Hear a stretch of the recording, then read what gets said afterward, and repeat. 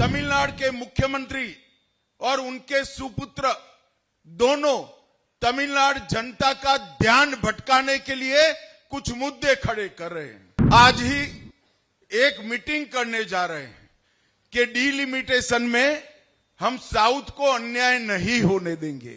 श्रीमान स्टालिन जी, मोदी सरकार ने लोकसभा में स्पष्ट किया है कि डिलिमिटेशन के बाद प्रोरेटा के हिसाब से दक्षिण के एक भी राज्य का एक भी सीट कम नहीं होगा। तमिलनाडु के मुख्यमंत्री और उनके सुपुत्र दोनों तमिलनाडु जनता का ध्यान भटकाने के लिए कुछ मुद्दे खड़े कर रहे हैं। ഭാഷാ വിവാദവും അതുമായി ബന്ധപ്പെട്ട പോരും മുറുകുന്നതിനിടെ DMK സർക്കാരിനെതിരെ ആഞ്ഞടിച്ച് കേന്ദ്ര ആഭ്യന്തരമന്ത്രിയും BJP നേതാവുമായ അമിത്ഷാ 2026 തമിഴ്നാട്ടിൽ BJP സർക്കാർ രൂപീകരിക്കുമെന്ന് പറഞ്ഞ് അമിത്ഷാ DMK സർക്കാരിൻ്റേത് അഴിമതി നിറഞ്ഞ ഭരണമാണെന്നും കുറ്റപ്പെടുത്തി. കോയമ്പത്തൂരിൽ BJP ഓഫീസ് ഉദ്ഘാടനം ചെയ്ത് സംസാരിക്കുകയായിരുന്നു അദ്ദേഹം. അഴിമതി കേസുകളിൽ DMKയുടെ എല്ലാ നേതാക്കളും ബിരുദാനന്തര ബിരുദം നേടിയവരാണ്. അവരുടെ നേതാക്കൾ ഒരാൾ ജോലിക്ക് വേണ്ടിയുള്ള പണമിടപാട് കേസിൽ കുടുങ്ങിയപ്പോൾ മറ്റൊരാൾ കള്ളപ്പണം വെളുപ്പിക്കലിലും അനധികൃത മണൽ ഖനനത്തിലും ഏർപ്പെട്ടിരുന്നു. മൂന്നാമനാവട്ടെ അനധികൃതമായ സ്വത്തുമായി ബന്ധപ്പെട്ട ആരോപണങ്ങൾ നേരിടുന്നു. കേന്ദ്ര ഫണ്ട് BJP മോദി സർക്കാരും ചേർന്ന് തടഞ്ഞു വെക്കുന്നുവെന്ന ആരോപണത്തിനും അമിത്ഷാ മറുപടി നൽകി.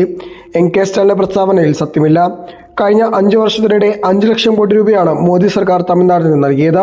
UPA NDA സർക്കാരിന്റെ കാലത്തെ കണക്കുകൾ പരിശോധിച്ചാൽ അനീതിയുടെ കണക്കുകൾ വ്യക്തമാണെന്നും ആഭ്യന്തരമന്ത്രി ചൂണ്ടിക്കാട്ടി. കേന്ദ്രത്തിൽ നിന്നും സംസ്ഥാനം അനീതി നേരിട്ടതായി മുഖ്യമന്ത്രി MK സ്റ്റാലിൻ പലപ്പോഴും അവകാശപ്പെടുന്നത് കാണാറുണ്ട്. എന്നാൽ UPAയുടെയും NDAയുടെയും കാലത്ത് വിതരണം ചെയ്യുന്ന ഫണ്ടുകൾ താരതമ്യം ചെയ്യുമ്പോൾ UPA ഭരണകാലത്താണ് യഥാർത്ഥ അനീതി സംഭവിച്ചതെന്ന് വെളിപ്പെടുത്തുന്നു.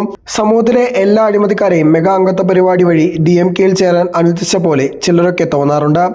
യഥാർത്ഥ ആശങ്കകൾ വ്യതിചലിക്കാൻ MK സ്റ്റാലിനും മറ്റ് വിഷയങ്ങളിൽ ഊന്നിക്കുകയാണ്. മണ്ഡല പുനർനിർണയത്തിന് ശേഷവും ദക്ഷിണേന്ത്യയിലെ ഒരു സംസ്ഥാനത്തിനെയും സീറ്റുകൾ കുറയില്ലെന്നും പ്രധാനമന്ത്രി മോദി വ്യക്തമാക്കിയിട്ടുണ്ട്. 2026 BJP തമിഴ്നാട്ടിൽ സർക്കാർ രൂപീകരിക്കും.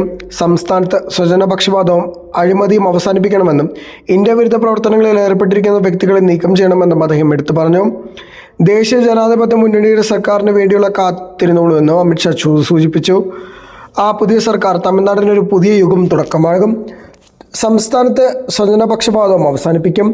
തമിഴ്നാട്ടിൽ അഴിമതി തുടച്ചു നീക്കും. ഇന്ത്യ വിരുദ്ധ പ്രവർത്തനങ്ങളിൽ ഏർപ്പെട്ടിരിക്കുന്ന വ്യക്തികളെ തമിഴ്നാട്ടിൽ നിന്ന് നീക്കം ചെയ്യാൻ ഞങ്ങൾ പ്രതിജ്ഞാരോപണം ചെയ്തുവെന്നും അമിത്ഷാ കൂട്ടിച്ചേർത്തു. ഇതോടെ തമിഴ്നാട് കേന്ദ്ര ഭിന്നത മറ്റൊരു തലത്തിലേക്ക് ഉയരുകയാണ്.